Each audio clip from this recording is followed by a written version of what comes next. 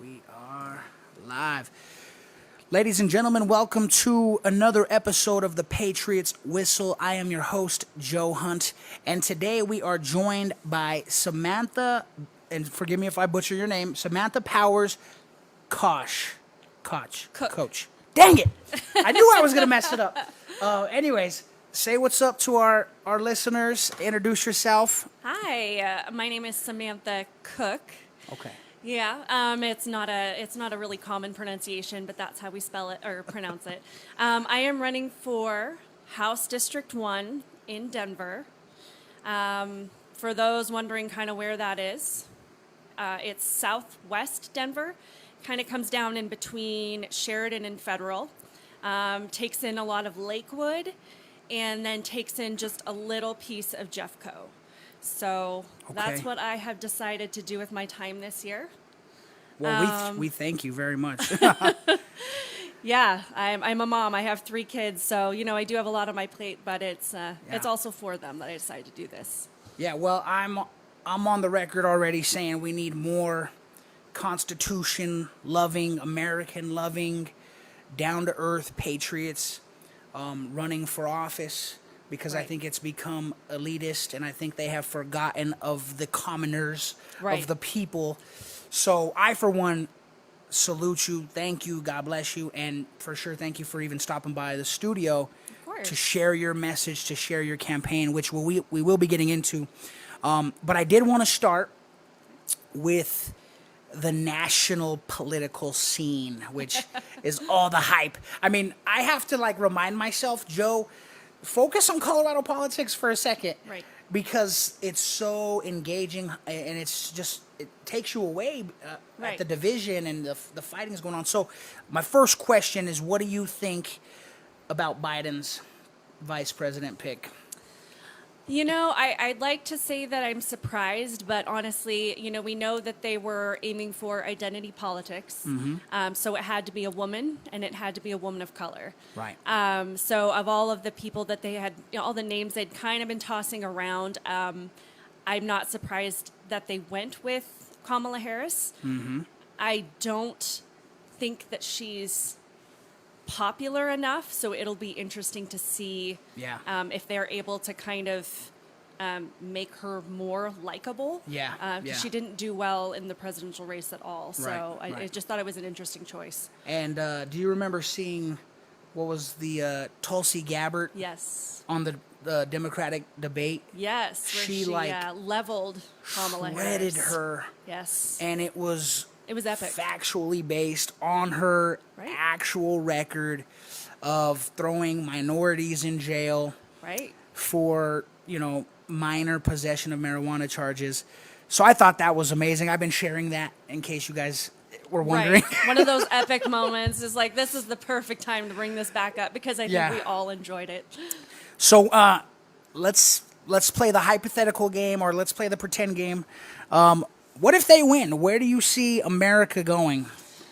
It's interesting. I've had a lot of different thoughts about this. Mm-hmm. One of the conversations that I've had, within my own circles and with my husband is, can you imagine every radical idea that's being thrown out there right now? Imagine it being law. Right. Abolishing the police, Yeah. These efforts to restrict free speech even, and regulating things that people quote unquote find offensive. Right. Pretty much any radical idea that's thrown out there right now, anything that seems extreme, just imagine it becoming a law. Right. I can't imagine. I don't want to imagine. It terrifies me. We don't want to go there, but especially being a conservative, B, a Christian, a lot of my beliefs are not very popular with the left, right? And so I think if they had their way, and they're already exposing this hand, they would censor the church, they would censor conservative thought. So I'm not too thrilled about thinking of a Biden-Harris presidency. So that's a legitimate concern. Yeah. So let's talk about, for a second, BLM, Antifa.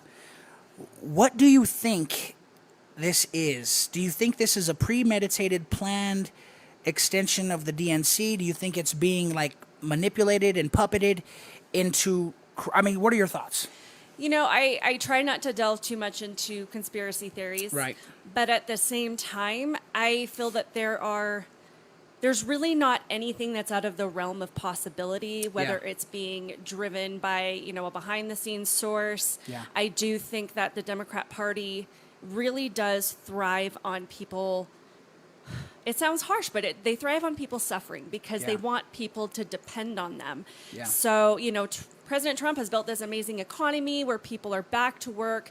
They're making a higher income per household, and that takes away from people getting back to depending on government and public systems, which is what their goal is. So, so all of these efforts by Black Lives Matter and Antifa, they play into that by really hurting the minority communities the most, and people that are already struggling because of the pandemic, taking it to that next level of really solidifying needing government intervention. Yeah. So I can't help but start to dig into that rabbit hole, and I know I'm bad at this because there's just so many things happening all at once that benefit a certain party. Right. You can't help but think to yourself, what if? So no, I think you're smart though in that you're sticking to, data-based, factual-based. Right. So I salute you for that, unlike me where I get carried away and into the rabbit hole. It's easy to do that. Yeah, okay, so are you a MAGA girl, Trump 2020? Where do you stand? I am. And the interesting thing is, my husband and I, again, talk about this all the time, where when we elected President Trump, we had no idea what to expect. Yeah. We had no idea. He's not a career politician. He's been in politics for a total of 3.5 years now. Yet somehow he's responsible for every political downfall in the last 200 years. Right. But we were really hoping, all the things that he was saying that he was going to do, we said, if you're going to do those things, I support you. And he has delivered on almost every promise. I'm still disappointed that Hillary Clinton is not in jail. Yeah. That is the one thing we haven't seen come to fruition yet, but I'm still optimistic. I mean, she know, testifies in front of the Senate this September. Right, it could happen. And she's going to have to answer for these emails, the Benghazi scandal. So I'm still optimistic, but...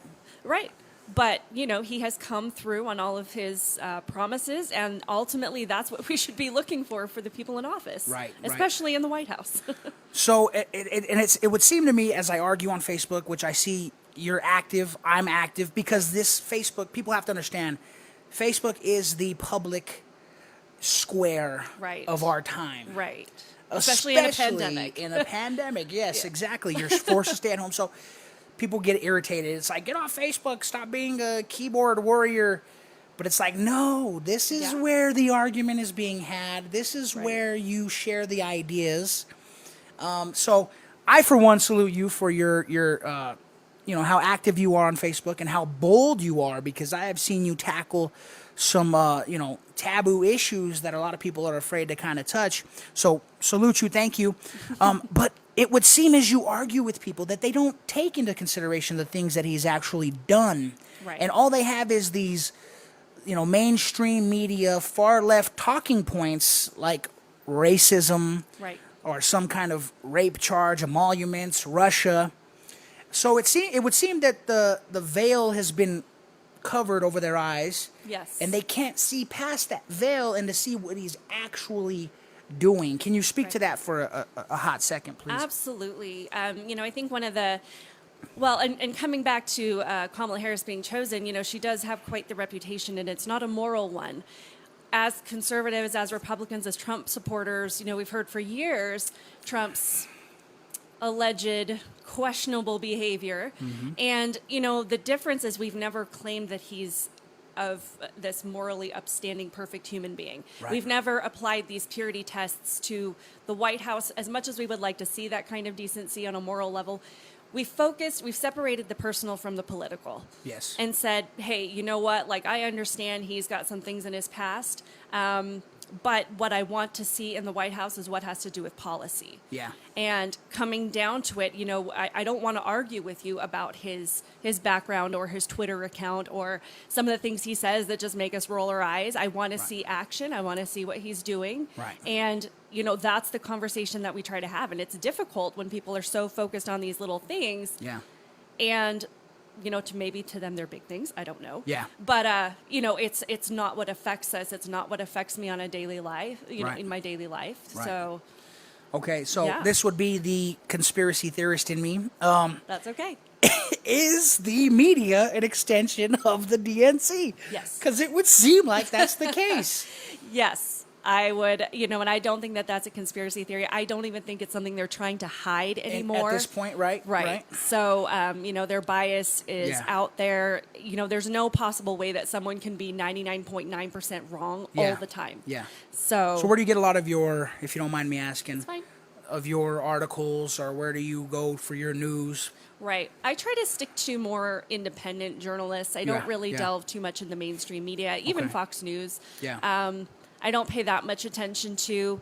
I really like people like Steven Crowder and Dave Rubin and Love 'em. Love 'em. Ben Shapiro, Glenn Yeah. Beck. I love Candace Owens, Brandon Tatum. Yes, yes. But I do try and read things that are on the left as well. As much as I don't like CNN, I try and read some of their things just to see where other people are coming from, Right. where they're getting their information. So Yeah. I try and get it well rounded, but.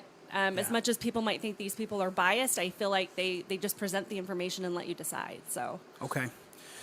Let's transition into Colorado politics. all right. So I love how you have gone after Tay Anderson. And he seems to have responded Right. quite a few times. And I was watching that, that engagement closely, and I just was like, dang, this girl is bold. She's not afraid to take on the left, to take on her opponents. And so, can you speak to that? Relate that? Right. It's been interesting. And first of all, when I post something about Tay, everybody, all of his friends, his supporters come after me and say, Right. You're attacking this black man. Yes. And I'm like, I don't disagree with him because he's black. I disagree with him because of what he's saying and what he's doing. So, it's hard to kind of get around that. But then Yeah. there are people that come in and they're relatively open to at least having a dialogue, Right. whether it's productive or not. Right. I don't think that we should be afraid, and I don't believe that people that are in office should be able to use those tactics to keep people from speaking out. I should Right. be able to disagree with him Yeah. and call him out and have a conversation. With him has yet to happen, but Right. I'm concerned about his position. He's Mm-hmm. he's the leader of the public education of Denver students, Mm-hmm. and we need to know where he stands on things and really make sure that people understand who he is. And if he's not benefiting thousands of students and families that depend on him for having a productive and beneficial education, then people need to be aware of that. Right, and I agree. And it would seem that the intimidation tactics have been fully implemented by Democrats, where it's demonizing conservative thought or even silencing conservative thought. I mean, that pro-police rally that took place Right. a few weeks ago in the Capitol, that was a big indicator to me that they have, in fact, this administration, the Democratic administration, have, in fact, adopted that bully Right. approach where it's, we don't want to hear your ideas. We want to silence you. We want to Right. destroy you. Do you have anything to say about that whole Yeah, well, debacle? I was actually at that police rally. I showed up kind of after the initial craziness, and then I was kind of harassed and intimidated myself. I had one guy get in my face and threaten to slit my throat. Wow. So there were a couple of people that I did try to engage in conversation with. The funny thing is that the people that were most hostile to me were white people. And the Wow. one gal that, that actually was kind of interested in having a conversation was this black lady that Yeah. I was trying to talk to, but there was so much chaos, we couldn't engage. But it's true. I mean, they're not interested in a conversation. They just Yeah. want you to be quiet. Right. So I don't really know how to get around that. But the thing that brings me comfort is knowing that I feel the vast majority of Americans are still reasonable. Yeah. And that those tactics are not popular amongst most people. Right. So I try to have the conversations with people that are willing to have them. Okay. Yeah. And I hope the cool-headed will win, because I would hate to see, some type of civil war take place in this country. That's the last thing I would want. So I hope reasonable people can come to the table, share ideas, and I say this often when I do these podcasts. When you cut through the emotion, and when you cut through the identity politics, a lot of times you land in the same place with the people you're arguing, and then it starts back up on how to get there. But you land in the same place of, yes, we believe these same things, we just disagree on how to get there. And that's what I've seen. And so I'm hoping, again, reasonable, cool-headed people can come to the table and we can move forward in a civil way and not a non-violent way, you know? Right. Okay, so let's talk a little bit about Polis and what fired you up. Why now? What did it? It has to be something. So That got me to run, or just... well, let's go over the evolution of you, right, politically. So when did you start recognizing these things? Like, when did politics hit your radar and then go from there? You know, I've always had an interest in politics, but it's really only been the last few years where I'm looking at these representatives. I kind of feel like it's really started with the impeachment. You know, when they're in there trying to go after our president for something that we could see on the other side blatantly happening. You know, this quid pro quo thing. Right. You know, President Trump, they couldn't prove that he did, but we had Joe Biden saying that he did it, you know. Yeah. And, you know, as someone sitting at home watching these, as, you know, this everyday person, citizen in the country going, this is not right. This is not fair. This is not what we are about. There's no due process. Right. And feeling like I was powerless to say anything or do anything. And then I started recognizing how that kind of approach, especially from the left, is happening in our own backyard. Yeah. You know, where we're not being heard, where we're not being listened to. When Governor Polis comes out with these radical, extreme ideas, and we're going, yeah, that's not what we want, yet they're pushed through anyway. Yeah. Yeah. So I just felt, you know, as an everyday, just regular person in my community, if I can rant and rave all I want, but if I want to make my voice heard, and all these other people that are feeling the same way, then I'm going to step in and do it. Yeah, yeah. So you seeing the system was being kind of weaponized, right, biased, unfair, two-tier, right, kind of a different set of rules for us and a different set of rules for them. which you're seeing with, you know, Michael Flynn, James Comey, that whole Russia scandal, and then you got Roger Stone and Cohen, you know, being thrown in jail for maximum sentences for doing the same thing that these guys did. So I definitely agree there. But what in Colorado, what laws fired you up where you were like, you know what, this far left government is infringing upon my freedoms in my home? Or is there anything like that that took place? Absolutely. Well, interestingly enough, the representative that I'm running against, Susan Lontine, she's the incumbent Democrat in House District 1. She personally sponsored the Comprehensive Human Sexuality Education Bill to put this curriculum in schools. And I have 3 small children. Yeah. So this was, to me, it was like government coming directly into my home and telling me that they know how to raise my children better than I do. Right. And that was very personal to me. I feel that these kind of topics specifically should be between parents and their children. Yeah. You know, I'm not against a certain level of health education in schools, but when it comes to things that sensitive and that intimate, I believe should be within the parent-child relationship with your moral guidance. Yeah. And she, you know, she's very much for this curriculum, very supportive of it. She's been praised with, you know, introducing these levels of graphic content that are supposed to help children make better and more healthy decisions about their bodies. Yeah. But to me, it introduces the possibility of increased risky behavior. Right. So, so that was just kind of the starting Do me a point. favor. Look into this camera at our listeners and our viewers and tell them what you think is going to happen if we continue to let these type of leaders write these type of laws. Where do you see it happening? What do you see it going? Well, we have seen, like I said, the Comprehensive Human Sexuality Bill, which we've seen examples of in schools in California and other areas of the country. And it grows from there with graphic content being given to our small children, which is extremely unhealthy for them and detrimental to them.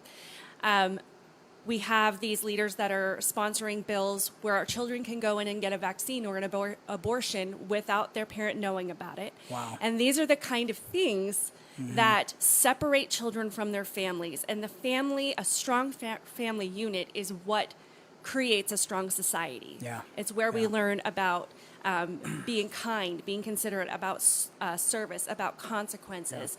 Yeah. And when we have these leaders that are so bent on disintegrating the family through these little chips away at our parental stewardship over our families, that's going to be massively detrimental to the country as a whole. Yeah. So I'm just going to I'm going to just hammer that in. Yes. Please vote for, if they're not conservatives, okay, but make sure they're not about taking your rights as a parent. And saying, didn't he pass therapy conversion? Now that's illegal. I heard something about that recently. Yeah. So I've got to look into that. Where you can't even, as a Christian, say, you know what, son, you're feeling like, you have some homosexual feelings. Well, you're gonna go to a pastor and maybe talk that out with him. Let's see what we can do about this. Well, that's illegal now, I think. Right. Somebody fact check me on that. But these are the type of policies that this far left, communist, in my opinion, regimes are pushing.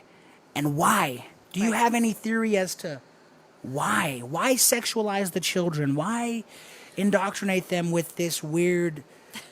Well, I mean, we know that this curriculum is specifically designed by Planned Parenthood, and their goal is always to create more business for their organization. Yeah. So the younger and younger age that you can put these ideas in kids' heads and increase that risky behavior, the younger and younger that you're going to have young girls showing up for abortions. Wow. And I did actually speak to a lady, her name is Monica Klein, and she was an educator for Planned Parenthood for a decade, specifically teaching this education, and she told me specifically that was the goal. Wow. And also, just like I said, to drive that wedge between parents and children. Yeah. I mean, the younger that you can get a grasp on children's minds, as we've seen with Antifa, interactions with them where they don't have a grasp on what's factually true. They're just so driven by emotion, and they're not connected to what's moral and what's right. Right. They're just product of what the liberal indoctrination wants them to be. Indoctrination. That's the word I was going to throw out there. Yes. Do you feel like it's a planned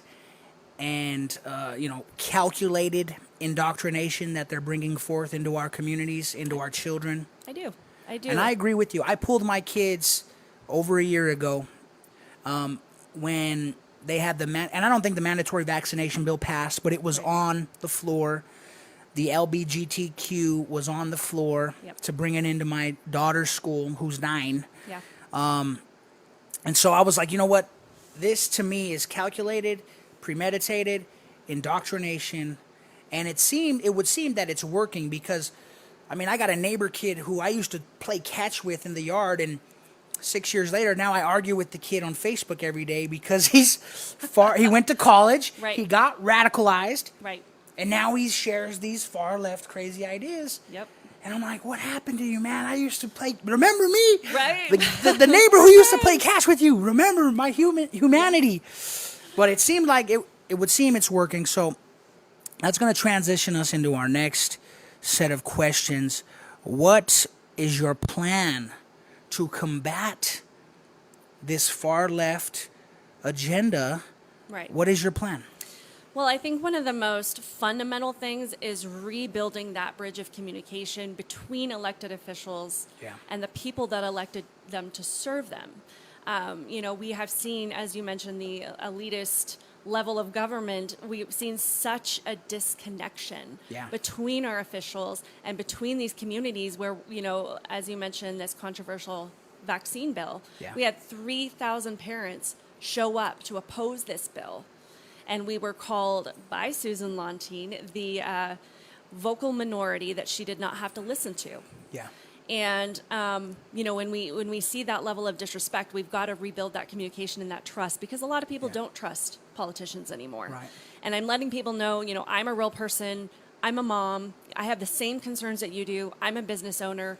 You know, I'm a resident of Colorado. I'm seeing all these things, and we need to remind people that there are people that have real goals that relate to them. Yeah.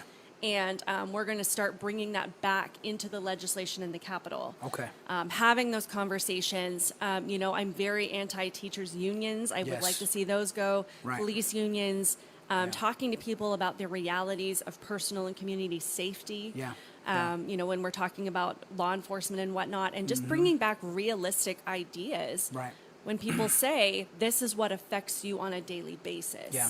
And reminding people that politics on a local level really is personal, and we need to start, you know, making our voices heard again about Yeah. the things that affect us. So what does that look like? Does that look like some type of outreach where you're throwing community barbecues, or does that look like a PTA, parent-teacher conference, where you're inviting the community? I mean, all of the above. I Okay. mean, PTAs, I feel like are huge, Yeah. where we can really get back in there and say, this is what this education looks like for Right. your children. Right. Having more community meetings where people can show up and we can have those face-to-face conversations. I love it. You know, and just really re-exploring the legislation that's already there, whether it be about vaccines, whether it be about Yeah. teachers unions, and Yeah. saying, how is this affecting you? What do we need to change to bring Right. your involvement back into the school, that communication back between parents and teachers? Okay. You know, it really gets down to the grassroots basics. All right. So let me ask you this: do you love our Constitution? I absolutely love our Constitution. Will you fight to protect our Constitution in Colorado? Yes, absolutely. I am pro free speech. I am pro Second Amendment rights. Okay. Religious liberty. Okay. Absolutely. Okay. I needed to hear it. I needed to hear it from the source. Right. Okay, so let's see. Where are we at? So we covered that, why you're running, covered some of the issues. Oh, so what are some of the issues in your specific district? I have heard a lot about the law enforcement issue. I've been talking specifically to some of our Denver police officers, you know, because there was that recent Senate Bill 217 that came out, the Right. Enhanced Law Enforcement Integrity Bill, I believe Yep. it's called.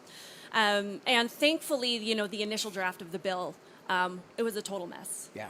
And thankfully, we had some reasonable discussion between both sides, thankfully, that kind of, you know, put a few new things in there, but it wasn't quite the initial attack that it was going to be. But we have a lot of officers that are concerned about the repercussions of this bill. Yeah. That are talking about just leaving our Denver police community entirely. Wow.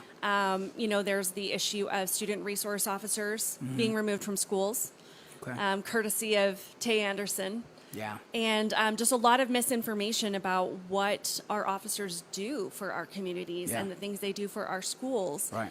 And I think that's a huge, huge issue. If we're not safe, Yeah. people won't stay. Right. They're not going to stay in Colorado. Yeah. They're not going to keep their families here. They're not going to send their kids to their schools. And So that's a huge thing. And to me, it's like, what do you want to just go back to, like the Wild Wild West, where everyone had a gun on their hip and that's how they protected themselves? That's madness. Well, I think we saw the most recent rendition of the Wild Wild West in Chaz. Yes. Oh my God. So just Yeah. kind of imagine that everywhere. And Yeah. maybe that sounds extreme, but there was no law and order there. Right. And that's what we're looking at. And oh God, we got to pull this out, man, because that's Right. where he seems to be headed. Right. He wants to be the next Chaz community. Yeah, he's all about his mask mandates and forming these advisory boards for compliance and pulling people's business licenses for Yeah. not social distancing. Yeah. But when it comes to protecting our capital, keeping our cities safe and clean, it's pretty much he has no comment. Yeah. There's no advisory board for that. Right. So that's concerning. Well, that's why we're doing what we're doing. I'm doing what I'm doing. That's why you're doing what you're doing. Yes. Hopefully we can combat this. So was there any other of your campaign promises or goals you would like to share? And then after that, let's go ahead and point people to where they can find, Right. you know, your stuff. Right. I am definitely working towards protecting school choice, Love it. especially when we see things like student resource officers being pulled from schools, I want to make sure that parents have the opportunity to send their child to an area that they feel safe in. Yes. We need to look at more affordable healthcare options. I know that Medicare for All or the single payer option has come up so many times. I actually grew up in Canada. Yeah. So I'm familiar with what universal health care looks like, and it's not the wonderful situation that everybody likes to think it is. Oh God, we got to do a whole segment on just that. On just that. I could tell you so many things about that. Yeah.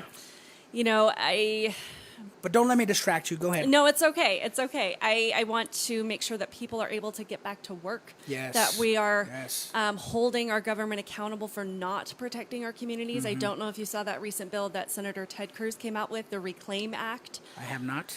He recently proposed that, just saying, if your government is not stepping in and protecting your community, and there are situations of physical harm or massive property damage, that these people have the opportunity to sue their government leaders. Wow. Wow. Yeah, so I recommend people looking that up. But, nobody wants to see that happen. We don't want to see that kind of friction between our community members, our city members, and our government. But as an elected official, it's your job to make sure the people in your city are safe and protected, to protect law-abiding citizens and not the people that are burning things down and vandalizing the Capitol. And so those are just a few things. There's a lot to take care of. Yeah, I love Colorado. it. I want to see you in there taking on the elitist. I would love to see. So I'm behind you 100%. Let us know what we can do to help the movement, and then also before we end the segment, let's point people in the direction where they can see your content, your material, and then maybe even support you. So. Right, absolutely. Well, one of the most active spaces that I'm on is Facebook. Yep. So my website is samanthaforcoloradovalues.com. Okay. And my Facebook page is also Samantha for Colorado Values. That's where I, really engage in these discussions, and sometimes they're relatively civil, and sometimes I get people on there that want to keep things a little bit less civil, but I am open to these conversations, and I've enjoyed having them and really understanding where people are coming from. You can go to my website. There's a contact form where you can fill out to volunteer. We need help canvassing. Door-to-door conversations are really going to be where the impact is made. Yeah. Phone calls, just making sure people know that I'm running and what I'm standing for and what I'm fighting for. And also go there and make a donation. Donations are always, always needed to make sure that my materials get into every hand in House District 1 and my name is out there. Okay, so I'm showing people your Samantha for Colorado Values page right now. Yep. So be sure, guys, to stop, like that page, share it. We have to do our part in taking back Colorado. Yes. And this is one small way you can help. And then here is her homepage, SamanthaForColoradoValues.com. Yes. And as you can see, she has a donate page, which we need to step our game up. We need to sacrifice a few meals, a few maybe a Starbucks or two. movies, and we need to put our money where our mouth is, guys. We have to begin to step up. But she also has on the issues page where you can read about her, a lot of her positions she holds for education, immigration, healthcare. So there you go. Check her out. And before we go, Samantha, is there any final word you would like to leave us with? A call to action, maybe, or just give you this freestyle time here. Sure. One of the biggest things I want people to really hone in on is we need to focus on our local elections. We can, what's happening on a national level, of course, is important and it affects all of us. But when it comes to your local leaders, those who directly represent the street you live on, that is what affects you on a daily basis. Whether you have school choice, whether or not your representatives standing up for community and personal safety, whether they are fighting for lower taxes or fiscal responsibility or standing up for Tabor, whatever those things are that directly impact your day-to-day life, that is where your local representative comes in, and it's so important to focus on that. Spend maybe just a little less time on President Trump, and start getting involved with the people that represent your neighborhood. Yeah. So. Okay, Samantha. Thank you so much for stopping by the studio, and I appreciate what you're doing. Yeah. You're going to be in my family's prayers because we need common sense, constitution-loving people writing our laws. And we, as believers and non-believers, need to stop complaining about the laws we have to submit to and start doing something to change those laws, and this is a part of that. So I want to thank everybody for watching and tuning in to this edition of the Patriots Whistle. And for those of you in her district, make sure you vote Samantha Cook. Dang it. It's Koch. Until the next time, guys, God bless you, and thanks again for watching. Thank you.